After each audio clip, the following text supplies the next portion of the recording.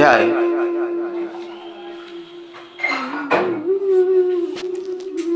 धूम मार्ग और अर्चिर आदि मार्ग से जाने वालों की गति और भक्ति योग की उत्कंठावत का वर्णन।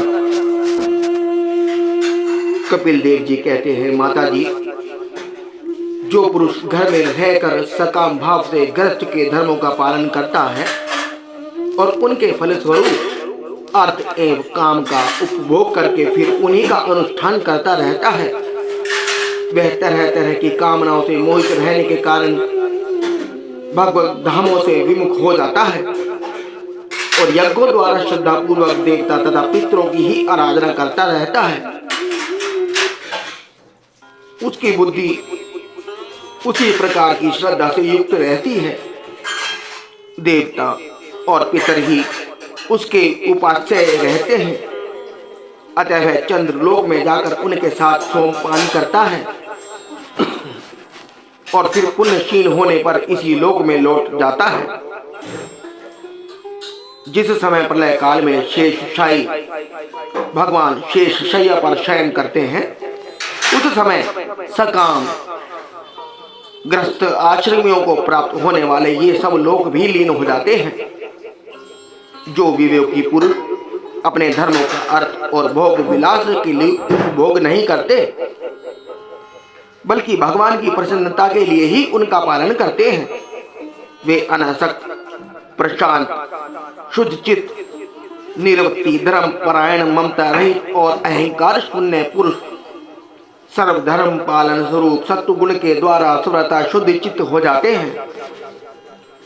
वे अंत में सूर्य मार्ग से अचिर मार्ग या देवयान के द्वारा सर्वव्यापी पूर्ण पुरुष श्री हरि को ही प्राप्त होते हैं, जो कार्य कारण रूप जगत के नियंता संसार के उपादान कारण और उसकी उत्पत्ति पालन एवं संहार करने वाले हैं। जो लोग परमात्मा दृष्टि से हिरण्य गर्भ की उपासना करते हैं, वे दो प्रार्ध में होने वाले ब्रह्मा जी के प्रलय पर्यंत उनके सत्य लोक में ही रहते हैं। जिस समय देवता आदि से श्रेष्ठ ब्रह्मा जी अपने द्विप्रार्ध काल के अधिकार को भोग कर पृथ्वी, जल, अग्नि, वायु, आकाश, मन, इंद्रिय, उनके विषय, शब्द आदि और अहंकार आदि के सहित संपूर्ण विश्व का संहार करने की इच्छा से त्रिगुणात्मिक प्रतिकृति के साथ एक रूप होकर निर्विशेष परमात्मा में लीन हो जाते हैं। उस समय प्राण और मन को जीते हुए वे विरक्त योगी गण भी देह त्याग कर उन भगवान ब्रह्मा जी में ही प्रवेश करते हैं और फिर उन्हीं के साथ परमानंद स्वरूप पुराण पुरुष पर ब्रह्म में लीन हो जाते हैं। इससे पहले वे भगवान में लीन नहीं हुए, क्योंकि अब तक उनमें अहंकार शेष था। इसीलिए माता जी, अब तुम भी अत्यंत भक्ति भाव से उन श्री हरि की शरण में जाओ। समस्त प्राणियों को हृदय कमल में ही उनका मंदिर है और तुमने भी मुझसे उनका प्रभाव सुन ही लिया है।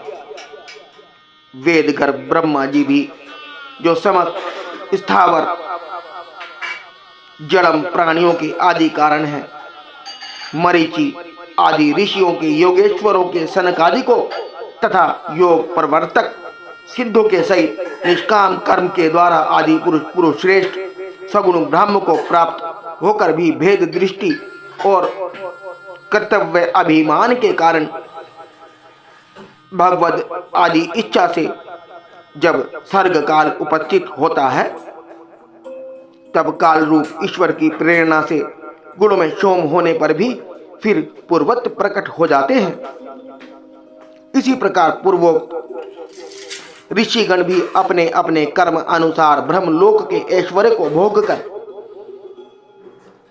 भगवत इच्छा से गुणों में क्षोम होने पर पुनः इस लोक में आ जाते हैं। जिनका चित्त इस लोक में आसक्त है और जो कर्मों में श्रद्धा रखते हैं, वे वेद में कहे हुए काम में और नित्य कर्मों का सांगोपांग अनुष्ठान करने में ही लगे रहते हैं। उनकी बुद्धि रजोगुण की अधिकता के कारण कुंठित होती रहती है। हृदय में कामनाओं का जाल फैला रहता है और इंद्रियां उनके वश में नहीं होती। बस अपने घरों में ही आसक्त होकर वे नित्य प्रति पितरों की पूजा में लगे रहते हैं। ये लोग अर्थ, धर्म और काम के ही परायण होते हैं। इसलिए जिनके महान पराक्रम अत्यंत कीर्तनीय उन भव भयहारी श्री मधुसूदन भगवान की कथा वार्ताओं से तो विमुख ही रहते हैं। हाय ये विष्टा भोजी कुकर सूकर आदि जीवों के विष्टा चाहने के समान जो मनुष्य भगवत कथा अमृत को छोड़कर निंदित विषय वार्ताओं को सुनते हैं, वे तो अवश्य ही विधाता के मारे हुए हैं। उनका बड़ा ही मंद भाग्य है। गर्भाधान से लेकर अंतर्देश तक सब संस्कारों को विधि पूर्वक करने वाले ये सकाम कर्मी सूर्य से दक्षिण ओर के पितृयान या धूम मार्ग से पितृश्वर अर्यामा के लोक में जाते हैं और फिर अपनी ही संतति के वश में उत्पन्न होते हैं। माता जी, पितृलोक के भोग लेने पर जब उनके पुण्य क्षीण हो जाते हैं, तब देवता लोग उन्हीं वहां के ऐश्वर्य से चिष्ट कर देते हैं और फिर उन्हें विवश होकर तुरंत ही इस लोक में गिरना पड़ता है।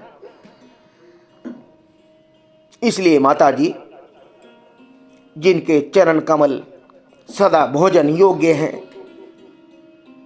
उन भगवान का तुम उन्हीं के गुणों का आश्रय लेने वाली भक्ति के द्वारा सब प्रकार से मन, वाणी और शरीर से भजन करो।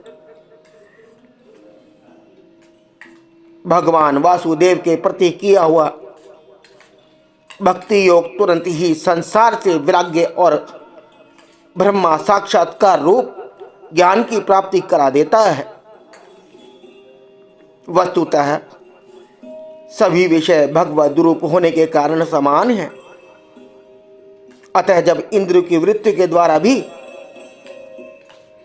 भगवत भक्त का चित्त उनमें प्रिय अप्रिय रूप विषमता का अनुभव नहीं करता, सर्वत्र भगवान का ही दर्शन करता है, उसी समय वह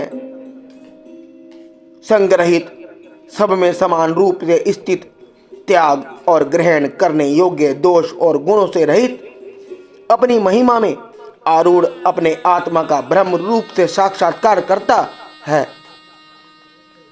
वही ज्ञान स्वरूप है, वही परब्रह्म है, वही परमात्मा है, वही ईश्वर है, वही पुरुष है, वही एक भगवान स्वयं जीव, शरीर, विषय, इंद्रियों आदि अनेक रूपों में प्रतीत होता है। संपूर्ण संसार में आसक्ति का अभाव हो जाना, बस यही योगियों के सब प्रकार के योग साधन का एकमात्र अभिष्ट फल है। ब्रह्म एक है, ज्ञान स्वरूप और निर्गुण है, तो भी वह वहां वृत्तियों वाली इंद्रियों के द्वारा भ्रांतिवश शब्द आदि धर्मों वाले विभिन्न पदार्थों के रूप में भास रहा है। जिस प्रकार एक ही परब्रह्म महतत्व, वैकारिक, राजस और तामस तीन प्रकार का अहंकार पंच महाभूत एवं 11 इंद्रिय रूप बन गया और फिर वही स्वयं प्रकाश इनके संयोग से जीव कहलाया, उसी प्रकार उस जीव का शरीर रूप यह ब्रह्मांड भी वस्तुतः ब्रह्म ही है, क्योंकि ब्रह्म से ही इसकी उत्पत्ति हुई है।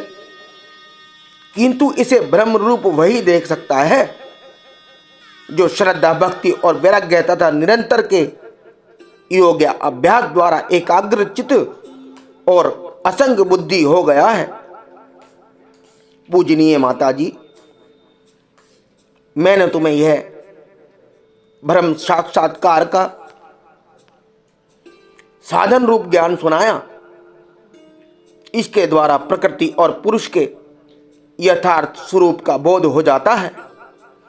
देवी, निर्गुण ब्रह्म विषयक ज्ञान योग और मेरे प्रति किया हुआ भक्ति योग, इन दोनों का फल एक ही है। उसे ही भगवान कहते हैं।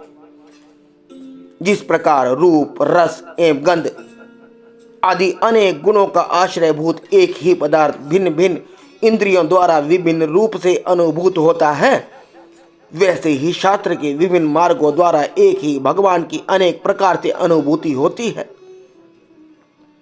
नाना प्रकार के कर्म कलाप, यज्ञ, दान, तप, वेद अध्ययन, वेद विचार, मीमांसा, मन और इंद्रियों के संयम, कर्मों के त्याग, विविध अंगों वाले योग, भक्ति योग, निवृत्ति और प्रवृत्ति रूप सकाम और निष्काम दोनों प्रकार के धर्म, आत्म तत्व के ज्ञान और दृढ़ वैराग्य, इन सभी साधनों से सगुण निर्गुण स्वरूप स्वयं प्रकाश भगवान को ही प्राप्त किया जाता है।